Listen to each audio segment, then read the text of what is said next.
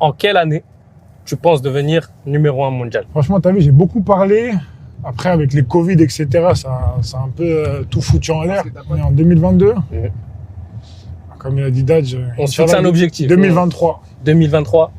2023, en tout cas, quoi qu'il arrive, on sera assez monté pour faire un championnat du monde, tu vois.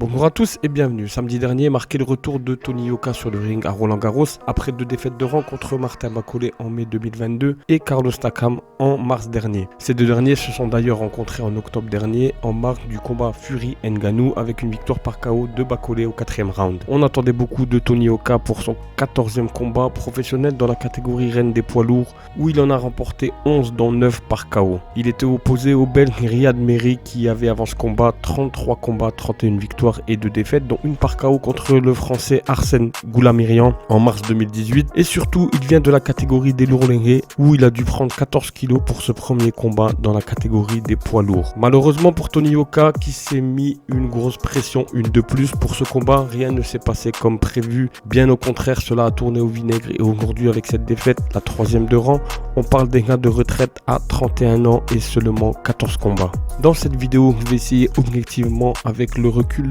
du combat et à froid. J'ai volontairement laissé du temps depuis samedi avant de faire cette petite analyse de la raison de ce fiasco qui, on va être clair, était prévisible dès le départ. Notez quand même que sur ce combat, la victoire de Riyad Merhi ne souffre d'aucune contestation, il gagne et bien. Tony Yoka a pris peu de rounds et Riyad Merhi a été plus actif, plus puissant, plus tactique et plus dans le combat que Tony Yoka. Lui qui dans l'interview d'avant-combat disait que dès le premier round on allait voir. Oui, on a vu mais pas ce qu'on attendait. D'ailleurs, on n'a rien vu du combat, aucune tactique, aucune puissance, aucun enchaînement. Et pire, moi j'ai l'impression que Tony Yoka régresse alors qu'il a changé d'entraîneur passant de Hunter à Don Carl, de Miami à Londres, mais force est de constater que puristiquement rien n'a changé. Pourtant son coach n'a cessé de le motiver pendant les temps de repos entre les rounds en vain. J'en viens même à penser que Yoka est un très bon boxeur amateur, mais il n'avait pas ce qu'il fallait pour passer pro. À la fin du combat, les 3 guns ont mis un 96-94 en faveur de Riyad Merhi, ce qui a plongé Tony Yoka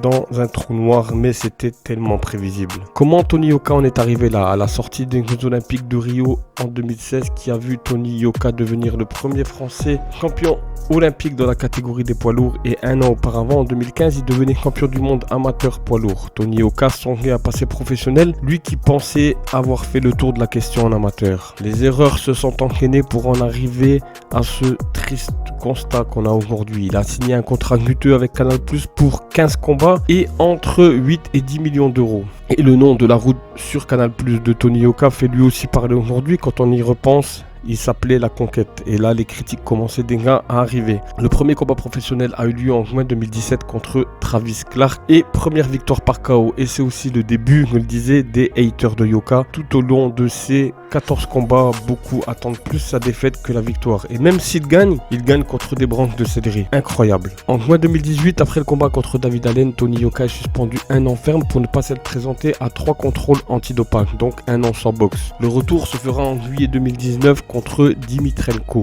Après ça, Tony Yoka boxe 1 à 2 fois par an. C'est très peu. Et toujours en main event, alors qu'il n'a encore rien prouvé. Ce qui cristallise encore plus les haters de Tony Yoka, qui se dégainent sur les réseaux sociaux. En plus de ça, ajouter une communication pas très habile de Yoka qui disait vouloir combattre Wilder Joshua, etc.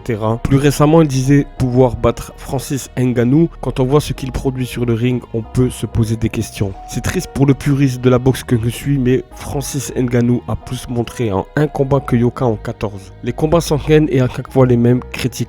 Contre un Cyril Léonet vieillissant, un Johan Duhaupas pris à froid, Tony Yoka est décrété une star sans avoir convaincu le monde de la boxe. Aujourd'hui, il faut le dire, Canal+ a fait plus de mal à Tony Yoka que du bien, même si elle a fait du bien à son portefeuille et à quel prix. Si on fait une comparaison avec Anthony Joshua, qui lui aussi est champion olympique, Eddie Hearn son promoteur, le faisait boxer en sous-carte avant de le mettre en avant et surtout il était très actif. Il faut savoir que entre 2013 et 2015, il a fait 15 combats, soit plus que Tony Yoka en 7 ans. Après, il faut le dire, comme je disais avant, il a été suspendu 1 an et il y a eu le Covid aussi entre temps. Tony Yoka était bankable et Canal+ en a profité et ils lui ont saccagé sa carrière. Il aurait dû monter progressivement, pas contre des tueurs dès le début comme l'a fait Eddie Hearn avec Anthony Joshua. Avant sa première défaite contre Martin Bakole, Tony Yoka était en bisbille avec sa femme Estelle Mously, qui était championne olympique. On se rappelle du couple en or et le divorce arriva. Je pense là aussi que Estelle Mously était une source de motivation pour Tony Yoka. Malgré toutes les critiques qu'on peut faire sur Tony Yoka, je pense que l'homme est bon et attaquant et il doit aussi, je pense, beaucoup marquer à l'affectif et sa séparation a dû jouer dans ses derniers résultats. Parlons aussi de ce monde de oui-oui, le monde où personne ne lui dit la vérité, mais on lui dit que ce qu'il a envie d'entendre, que c'est le meilleur, que si, que blabla, que blabla.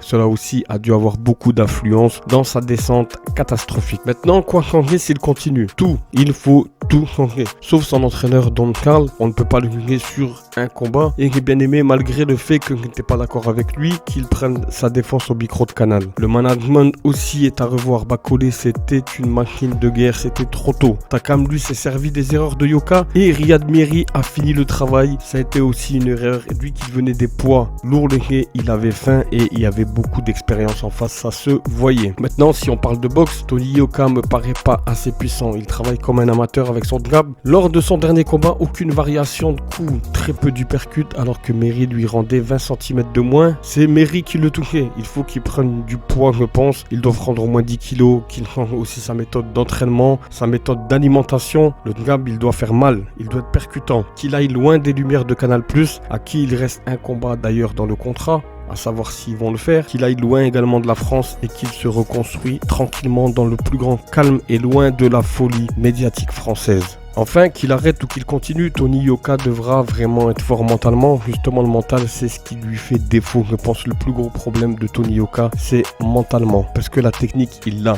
Martin Bakole a fait plus de mal qu'on le croit. Lors du combat, c'était vraiment trop tôt pour boxer un Martin Bakole de ce niveau-là. Il a peur. J'ai l'impression qu'il a peur. J'ai l'impression qu'il est plus dedans, qu'il a plus envie. Et même si je pense personnellement qu'atteindre le top 10 sera impossible, il peut toujours exister dans le monde de la boxe poids lourd car il a des dispositions techniques, mais une erreur plus une erreur égale plein d'erreurs et on en arrive à là. Aujourd'hui, il a 31 ans, c'est encore tôt, il peut encore faire des choses dans la boxe. En tout cas, force à Tony Yoka, car je le répète, derrière le boxeur, il y a un homme, il a 3 enfants, il a une famille, et ça, il faut le respecter. On peut critiquer le boxeur, mais l'homme, on le laisse tranquille. En tout cas, j'espère qu'il prendra la bonne décision pour lui et pour sa famille, pour son entourage. Et aussi, j'aimerais dire que je ne connais pas personnellement Tony Yoka parce que je sais que lorsqu'on défend ce boxeur, ça cristallise toujours les haters et ils aiment bien venir dans les commentaires pour laquer leur haine sur Yoka ou sur la personne qui parle de lui.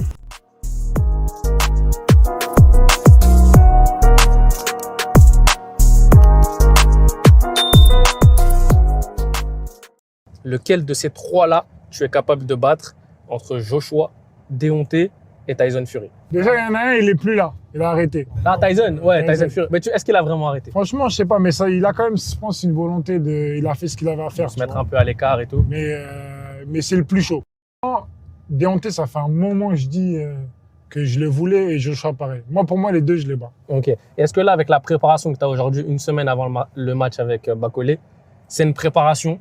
Ou si on te disait que samedi prochain, c'était Joshua, tu serais prêt? Moi, j'y vais. Ouais. C'est comme si, tu as vu, tu as des mecs, on leur dit, ouais, en Coupe de France, tu vas jouer telle ou telle équipe. Eux, ils veulent des grosses équipes. C'est pareil. Moi, je veux du gros. Je veux briller, je veux rêver. Merci à tous d'avoir suivi la vidéo. Si elle vous plaît comme d'habitude, je vais vous demander le petit like et le petit commentaire, toujours dans la bienveillance qui va avec, ainsi que l'abonnement pour ceux qui découvriraient la chaîne ou qui ne sont pas encore abonnés. On se retrouve très vite pour une nouvelle vidéo. Prenez soin de vous, de vos proches et comme d'habitude, vive la boxe.